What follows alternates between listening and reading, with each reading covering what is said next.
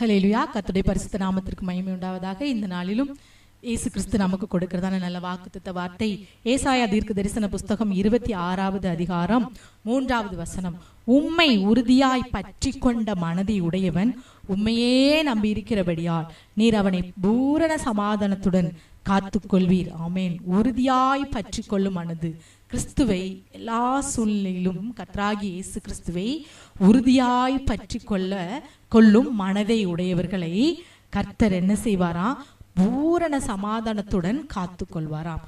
உண்மையே இயேசுவையே இயேசு கிறிஸ்துவையே நம்பி இருக்கிறபடினால், அவரையே எல்லா சூழ்நிலைகளிலும் நம்பி இருக்கிறபடினால், என்னைக்கோ எப்பவோ எதற்கோ நான் நம்பினேன், கிடைச்சது கிடைக்கல விட்டுட்டேன், அப்படி இல்லாதபடி எல்லா சூழ்நிலைகளிலும் அவரையே உறுதியாய் பற்றி கொள்ளும் மனது, எல்லா சூழ்நிலையிலும் இயேசுவை உறுதியாய் பற்றி கொள்ளும் மனதை உடையவர்களை அவர் பூரண சமாதானத்துடன் காத்து கொள்வாராம்.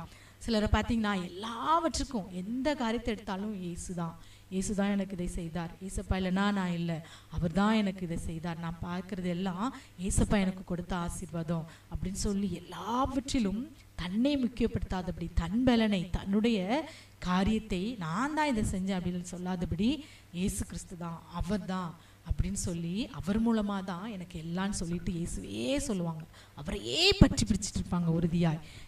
அப்படிப்பட்ட ஜனங்களே இங்கே நீங்களும் கூட நானும் அப்படித்தான் சொல்றீங்களா? அப்போ கர்த்தராகிய இயேசு கிறிஸ்து உங்களுக்கு தான் இந்த வார்த்தையை கொடுக்கிறார். உங்களை பார்த்து தான் இயேசப்பா சொல்றார், நீ என்னை உறுதியாய் பற்றி கொண்ட மனதை உடையவளாய் நீ இருப்பதனால உன்னை நான் என்ன செய்வேன்? பூரண சமாதானத்துடன் காத்துக்கொள்வேன் என்று சொல்லி கர்த்தர் இந்த நாளில் வாக்கு கொடுக்கிறார். ஆகவே நீங்க கவலைப்படாதீங்க, சோர்ந்து போகாதீங்க.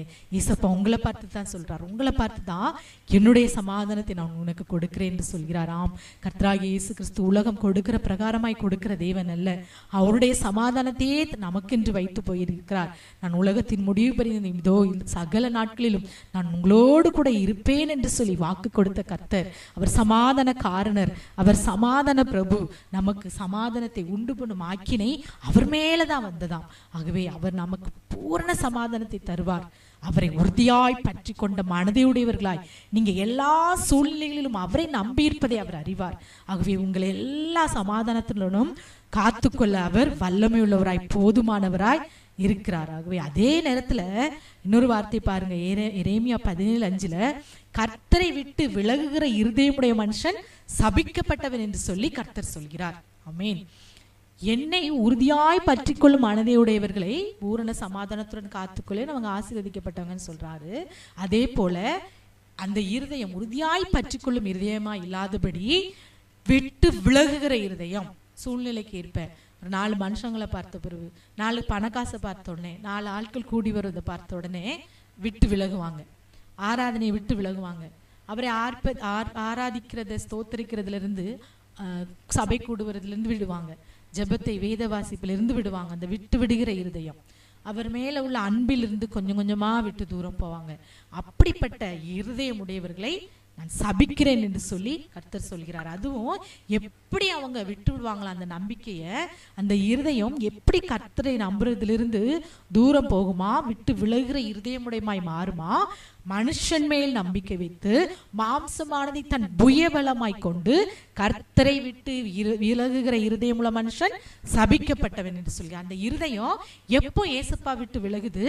மாம்சமான மனுஷர்களை, உலக காரியங்களை புயபலமாய், மாம்சமானவைகளின் மேல் நம்பிக்கை வைத்து, மாம்சமானதை தன் புயபலமாய், எனக்கு புயபலன், எனக்கு பேக்ரவுண்டு, எனக்கு பலனாய், என் சொந்தம் இருக்கு, என் பந்தம் இருக்கு, என் படிப்பு இருக்கு, என் வேலை இருக்கு, என்னுடைய காரியம் இருக்கு என்று சொல்லி உலகத்தின் காரியங்களை நாம் வைத்திருக்கிற அந்த நபர்களை எல்லாம், அப்படிப்பட்டவங்களாம் தான் கர்த்தரை விட்டு விலகுகிற இருதயம் உள்ளவர்கள் என்று வேதம் சொல்கிறது. அப்படிப்பட்டவர்களை கர்த்தர் சபிப்பேன் என்று சொல்கிறார். ஆமென். இந்த வேளையிலும் நம்ம நம்பிக்கை யார் மேல இருக்கிறது? கிறிஸ்துவின் மேல் இருக்கிறதா, இல்ல உலகத்தின் மேல், மாம்சமான காரியத்தின் மேல், உலக காரியங்களின் மேல் இருக்கிறதா? நம் மனது கர்த்தரை நம்பி இருக்கிறதா, இல்ல நம் மனது உறுதியாய் பற்றி கொண்ட மனதாய், கர்த்தரை உறுதியாய் பற்றி கொண்ட மனதாய் இருக்கிறதா, இல்ல சூழ்நிலைக்கு ஏற்ப, காலங்களுக்கு ஏற்ப நாம் விட்டு விலகுகிற இருதயம் உள்ளவராய், கர்த்தரை விட்டு விலகுகிற இருதயம் உள்ளவர்களாய் நாம் காணப்படுகிறோமா? இன்றைக்கு அருமையான தேவனுடைய பிள்ளைகள், நம் எல்லா சூழ்நிலையிலும் அவரை நம்பி அவருக்காக அவரை சார்ந்து ஓட அழைக்கப்பட்ட தேவ ஜனம். ஆகவே அதை உணர்ந்தவர்களா, இயேசப்பா நான் எல்லா சூழ்நிலையிலும் உம்மை நம்பி இருக்கிறதே நீர் அறிவீர் தகப்பனே. உம்மை விட்டு விலகுகிற இருதயம் எனக்கு வேண்டாம், உம்மை உறுதியாய் பற்றிக்கொள்ள மனதை உடையவர்களாய் என்னை நீர் மாற்றும் என்று சொல்லி எல்லாரும் கண்களை மூடி ஜெபிப்போம். அப்பா உம்மை நாங்கள் நன்றியோடு ஸ்தோத்திரிக்கிறோம் தகப்பனே. இந்த சூழ்நிலையிலும் இந்த வேலையிலும் கூட கர்த்தாவே எங்களோடு ஜெபிக்கிற எல்லா சூழ்நிலையிலும் உம்மை உறுதியாய் பற்றி கொண்ட மனதையுடையவர்களாய் ஜெபிக்கிற பிள்ளைகளுடைய வாழ்க்கையில் நம்பி இருக்கிற பற்றி கொண்டிருக்கிற எந்தெந்த காரியத்துக்கெல்லாம் உம்மேல் நம்பிக்கை வைத்து நீர் எனக்கு செய்வீர் என்று சொல்லி நம்பி முழு மனதோடும் நம்பிக்கொண்டிருக்கிற பிள்ளைகளுடைய வாழ்க்கையில் அவங்க முன்னிருக்கிற காரியத்தை செய்யும்படியான திராணியும் பலனையும் நீர் கட்டளையிடுங்கப்பா. உமே நம்பி இருக்கிற ஜனம், நம்புகிறவர்களே ஒரு நாள் வெட்கப்பட்டு போக விடமாட்டேன் என்று சொல்லியிருக்கிறீங்களப்பா. வெட்கப்படும் சூழ்நிலைகள் வராதபடி அப்பா கூட இருந்து பார்க்கிற பிள்ளைகள் கண்களிலே அப்பா பிள்ளைகள் ஒரு நாள் வெட்கப்பட்டு போய்விடாதபடி நீ தலை நிமிரச் செய்யுங்கப்பா. நிமிரச் செய்து பெரிய காரியங்களை செய்யுங்க. இயேசுவே உம்மை ஸ்தோத்திரிக்கிறோம் அப்பா. ஹல்லேலூயா. இந்த நாளிலும் ஜெபிக்கிற ஒவ்வொரு பிள்ளைகளும் உம்மை உறுதியாய் பற்றி கொண்ட பிள்ளைகளாய் மென்மேலும் உண்மையே சார்ந்திருக்க உம்மால் கிடைக்கக்கூடிய பூரண சமாதானத்தையும் பெற்றுக்கொண்டவர்களாய் காணப்பட நீர் கிருபை செய்யுங்கப்பா. எந்தெந்த காரியத்திலுமே நம்பி இருக்கிறார்களோ அதிலே அந்த காரியத்தை வெற்றியாய் செய்து முடித்து பூரண சமாதானத்தோடு திருப்தியோடு எல்லாவற்றையும் முடித்தவர்களாய் வாழ நீர் கிருபை செய்யும். சகல துதிகன மகிமையெல்லாம் உமக்கே செலுத்துகிறோம். மீட்பர் இயேசுவின் நாமத்தில் ஜெபிக்கிறோம் நல்ல பிதாவே. ஆமேன் ஆமேன்.